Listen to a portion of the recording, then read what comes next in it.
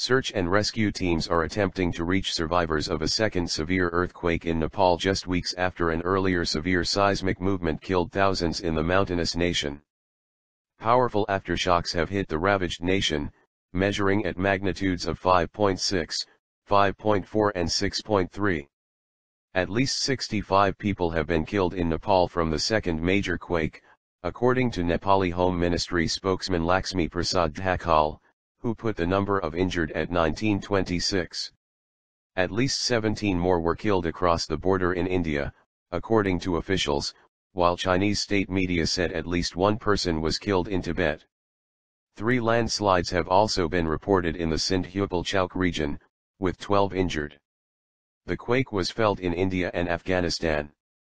The earthquake was originally calculated by the U.S. Geological Survey as being magnitude 7.4, but has since been revised down to 7.3.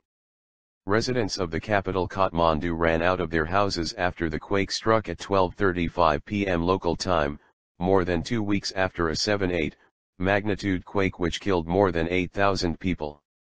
The latest quake struck 80 kilometers from Mount Everest, about 50 kilometers closer than the last earthquake, at a depth of 15 kilometers, according to the USGS. We felt it and suddenly there were huge crowds running up and down, said resident Suresh Sharma, who was in a vegetable market at the time. It was very scary and very difficult to make my way out, added the 63-year-old. The last time we had the big quake I ran out of my house and barely escaped. This one felt just like that one. I can't believe it's happening again. 36. Although the latest quake did not appear to be as severe as the April 25 one, residents were terrified that buildings which were already badly damaged could come crashing down. Kathmandu's Tribhuvan International Airport, the main entry point for flights bringing in international aid since the April quake, was closed anew Tuesday as a precaution. Whole villages were destroyed in that quake while large parts of Kathmandu were destroyed, leaving tens of thousands homeless. Relief teams from around the world are still working to provide water, food and medical assistance to Nepalis following the quake. On Tuesday at the main hospital in Kathmandu, patients injured in last month's quake were being wheeled out in wheelchairs. People could be seen frantically calling their families as medical attendants rushed to set up tents in the parking lot.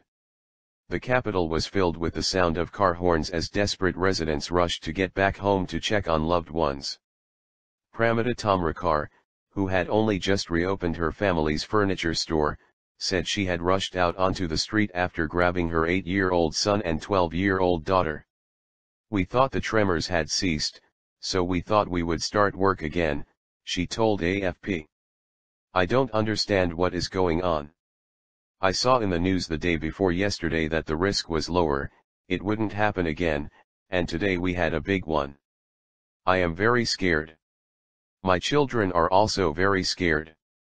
Nepalese police urged people to stay outside and avoid jamming the fragile cell phone network. Please stay in open field, help us make free road, do not make phone northwest, network, busy. SMS is suggested, said a message from the National Police Service's Twitter account. Nepal's National Emergency Operations Center tweeted, "Pray to Almighty, keep all Nepalese safe in this difficult period of time." The quake was also felt some 1,000 kilometers away in the Indian capital New Delhi, where buildings shook and office workers evacuated. Other cities in northern India were also rocked, including Bihar, where television footage showed residents gathering on the streets and goods having toppled over in shop windows. A Chinese official at the Tibet Regional Seismological Bureau said there had been reports of damage but no casualties. Today's aftershock was felt strongly in Zangmu town of Shigatse city, the official who gave his name as Chen told AFP. According to local government, some houses damaged by the previous earthquake collapsed.